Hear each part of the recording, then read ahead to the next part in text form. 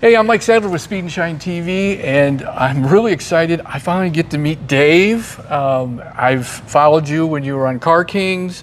I have a friend, Rick Klobinski, and I think you're friends with Rick. Oh, yeah. And Rick has the Forecast, and apparently we both want that car. Yeah, but I'll win. Yeah, you'll win. So, hey, I know you're busy today, but it'd be great if you could show us a few things. Yeah, so let's take a look around. All right, cool. Let's start right here. This is kind of the Barris wall. Start with the mural. All those signs are the original signs from the Barris Custom Shop in North Hollywood. And everything you see in this section, from the Here I Had a Merc, Elvira's Macabre Mobile, the Little Red Wrecker, the Munsters, you know, all these are Barris custom creations from the 50s and 60s. Some of the most famous cars in the world, actually. Down there we've got the 66 Batmobile, number 2, that was screen used in the original TV series. Really? Yeah. Wow.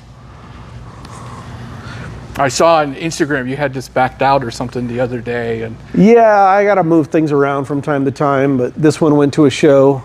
But it's always fun to drive. Yeah, so many of them that I've filmed or seen are replicas, never been actually used for anything. So wow. Yeah, this one has been changed quite a bit. Yeah. In the 90s, I think they had a guy do a bunch of stuff to it. So wow. Someday it might get restored back to correct. Right. It's built on like isn't it a 67 Lincoln? Chevy or something? No, Lincoln. A Lincoln? No, well, the original number 1 Batmobile started as the Lincoln Futura concept car from '55.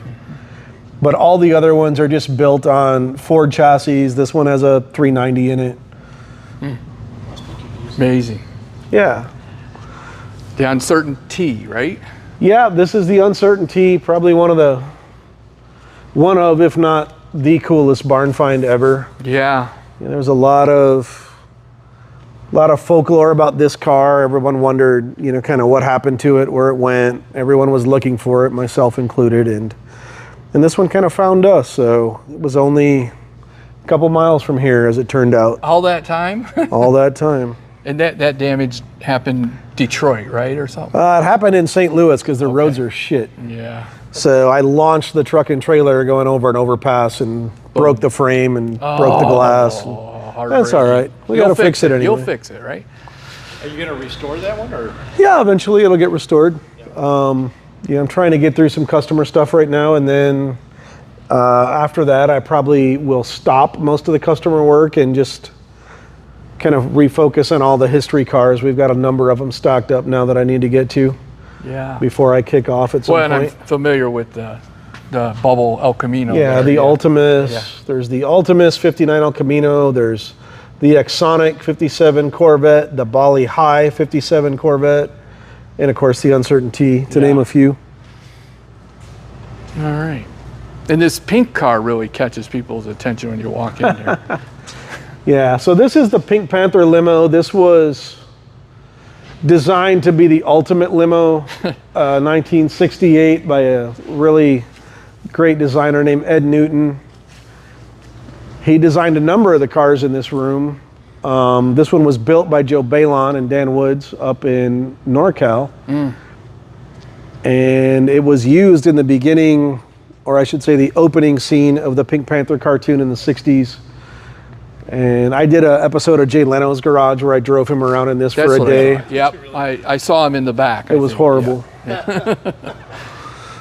All right. Looks comfy. So this is our recently acquired Roach Coach. This was also designed by Ed Newton. And this is probably the most outrageous of all the show cars of all. Yeah. This was kind of the peak of show cars, and everything that followed this was insignificant. Completely custom made.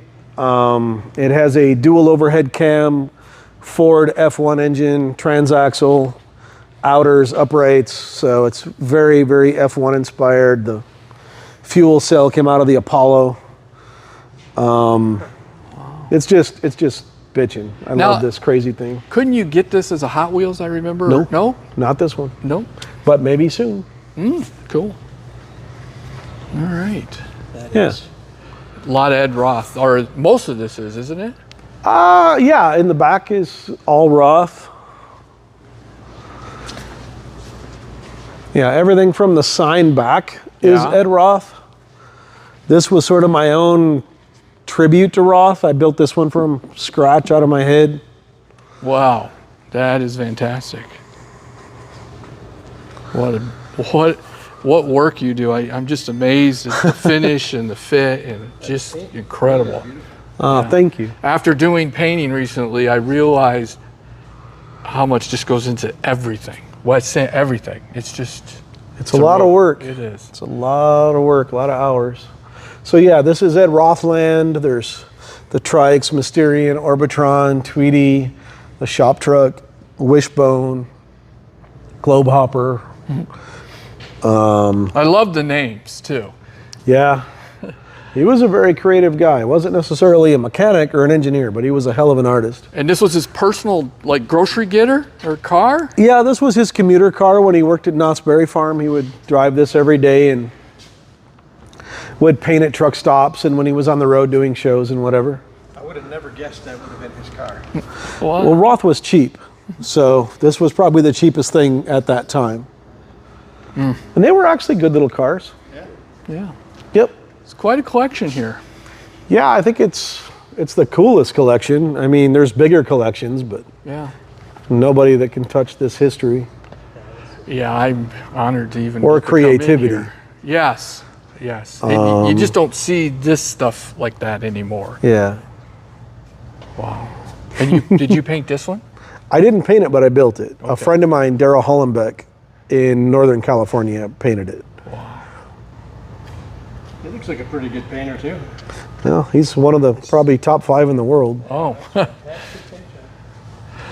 Well, I appreciate your time. I want to let you get back to work. Cool. Alrighty. I thank you for letting us peek around. We'll probably Yeah, of just course. film a little more stuff and take off. Sounds good. All right. Thank Awesome. you. Yep.